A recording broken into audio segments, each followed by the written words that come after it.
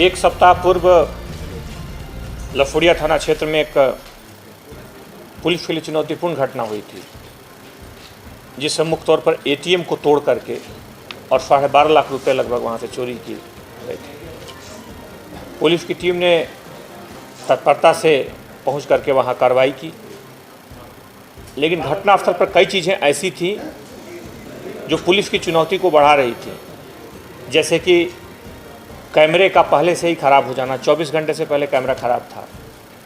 आसपास के कैमरों से भी छेड़छाड़ होना।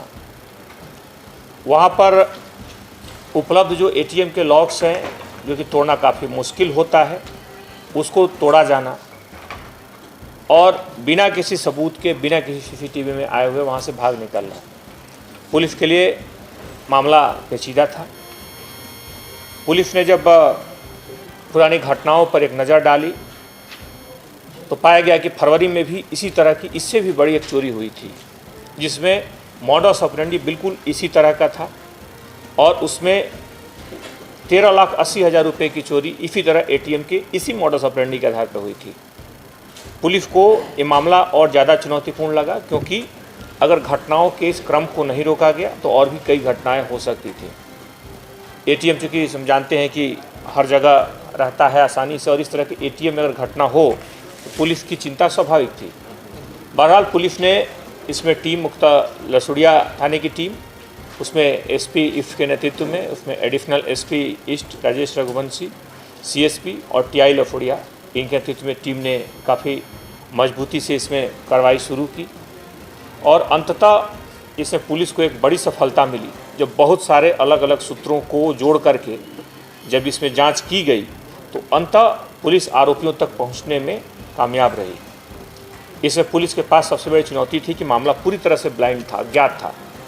इसे पुलिस ने आसपास के लोगों से पूछताछ करके, आसपास की जानकारियां जुटा करके, मॉडस ऑपरेंडी के आधार पर आरोपियों के बारे में संभावित जानकारी निकाल करके पुलिस ने जब इसमें अलग अलग तथ्यों को जोड़ना शुरू किया तो एक तस्वीर उभरनी शुरू हुई। पहली इसमें यह बात स्पष्ट थी कि यह मामला साधारण चोरी का नहीं था, यह तकनीकी स्वरूप का था, टेक्निकल मामला था। जिस तरीके से एटीएम में घटना की गई थी, इसलिए पुलिस ने एक साल में इस जिले में जितने गए हुए या विभिन्न एजेंसियों के लिए काम करते रहे या बैंक के लिए काम करते रहे कर्मचारी जिनको निकाला गया था, उनका एक बड़े डाटाबेस पर काम करना शुरू किया। एक बहुत बड़ी संख्या में इस तरह की जानकारी निकाली गई, उनकी जीरोइंग शुरू की गई, उनको एक एक आदमी पर नज़र रखी गई।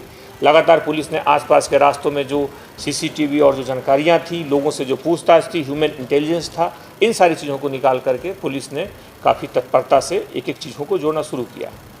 लगभग एक सप्ताह की कड़ी मेहनत के बाद पुलिस को इसमें एक महत्वपूर्ण सफलता मिली है। इसमें न सिर्फ वहाँ काम करके निकाले जा चुके 2 कर्मचारियों को पुलिस ने आइडेंटिफाई किया, पहचाना, बल्कि एटीएम में गए हुए 12,47,000 रुपये उनसे जब्त भी कर लिए। न सिर्फ जब्त किए बल्कि वो सारे सामान, वो सारे उपकरण जिसकी मदद से इन्होंने एटीएम को तोड़ा था, वो भी मिले।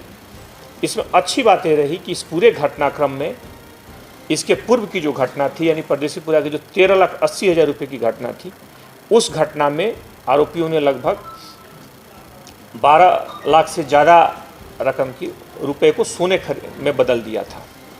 तो उस पूरे सोने को जो उन्होंने गला के रखा था उसको जब्त कर लिया गया और बाकी शेष रकम नगद इनसे जब्त कर ली गई। यानी कि जो 13,80,000 रुपये गए थे, वो भी पूरी तरह से पिछले जो फरवरी में घटना हुई थी उसको भी पुलिस ने जब्त कर लिया। बल्कि अगर वास्तविक बाजार मूल्य देखें तो चूँकि सोने की कीमत बढ़ चुकी है, तो अभी उसकी जब्त की कीमत अगर देखें तो वास्तविक रूप से ज़्यादा है। तो इस प्रकार पुलिस को एक महत्वपूर्ण सफलता मिली। पूरी टीम को इसमें पुलिस महानिदेशक महोदय की तरफ से 50,000 रुपये के पुरस्कार से पुरस्कृत भी किया गया है। इसमें कुछ ज़रूर चीज़ें हैं जो बैंक से भी और बैंक से जुड़ी हुई जो संस्थाएं हैं, उनके जो थर्ड पार्टी बहुत सारे ऐसी संस्थाएं हैं जिनकी वो मदद से अपने कार्य को करते हैं, उनसे ये सवाल ज़रूर उनको एक भेजा गया है। इसके बारे में उनसे बहुत सारी जानकारियाँ मांगी गई हैं और उनसे एक इस पर सवाल किया गया कि किन परिस्थितियों में जानकारी मिलने के बाद भी लगभग 12 घंटे बाद रिपोर्ट की गई। इसमें इस पे भी किया गया कि इस तरह की कोई क्षतिग्रस्त अगर एटीएम हो या इस तरह की अगर कोई पहले से सूचना हो तो उसको दोबारा उपयोग में नहीं लाना चाहिए। इस बात पे भी बहुत सारी जानकारियाँ मांगी गई हैं। कुछ सुरक्षा संबंधी जानकारियों के बारे में बैंक अधिकारियों से बात की गई है और बार बार पुलिस ये बात को कहती है कि लगभग एटीएम जो कि महत्वपूर्ण जगहों पे वहाँ गार्ड होने चाहिए, कैमरों को लगातार अपडेट रखा जाना चाहिए। कैमरे जो हैं अपडेट इसलिए रहने चाहिए कि अगर उसकी जानकारी भी तत्काल पहुँच जाती है बैंक को, और अगर कोई बैंक का नहीं काम कर रहा है सीसीटीवी, तो उन्हें तत्काल उनकी एक टीम है जो इसके लिए लगातार रहती है, उससे तत्काल उसे ठीक कराना चाहिए। इसमें यह जो कर्मचारी थे, एक सिस्को जो एजेंसी है उस बैंक के पूर्व कर्मचारी थे जो पूर्व में निकाले गए थे, उस संबंधित बाकी जानकारियां भी उसमें और निकाली जा रही हैं इन लोगों के जो साथी हैं।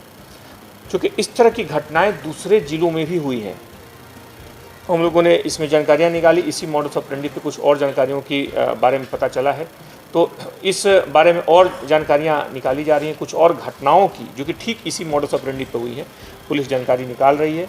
उम्मीद है कि इसमें जल्द ही कुछ और मामले निकलेंगे। बहरहाल पुलिस की पूरी टीम को इसमें पुलिस महानिदेशक महोदय की तरफ से इस सफलता को पुरस्कृत किया गया है। उसमें अभी कुल लगभग 8 लोगों को गिरफ्तार किया गया है उस पूरे मामले में। उसमें 8 लोगों में से 2 डॉक्टर हैं, उसमें कुछ कंपाउंडर्स हैं, कुछ नर्सेज हैं, और मुख्य तौर पे अभी तक जो बच्चों की संख्या आई है जो पूर्ववत हैं, 3 बच्चे इसमें मिले हैं। इसमें और कुछ पूछताछ की जा रही है। इधर 2 दिन पूर्व एक महिला ने आवेदन दिया कि जो 2 साल का बच्चा है संबंधित, तो उसका बच्चा हो सकता है, ऐसा उन्होंने आशंका जताई है। तो उस मामले में उस महिला से उस बच्चे के डीएनए टेस्ट भी कराया जाएगा। उसमें जानकारी उसमें संबंधित लोगों से ली गई है, उसमें उसके संचालक से भी पूछताछ की गई है। पुलिस उसमें कुछ और जानकारियां निकाल रही है, कुछ और केसेज को देख रही है, क्योंकि ऐसे 1-2 और जगहों की जानकारी मिली है जिसमें निचले जिस स्टाफ की उसमें संलग्नता मिली है उस पर कार्रवाई की गई है। अगर इसमें किसी भी स्तर पर अगर जानकारी में अगर ये कार्य होता रहा हो या ऑर्गेनाइज तरीके से होता रहा हो तो उसको भी नहीं बख्शा जाएगा।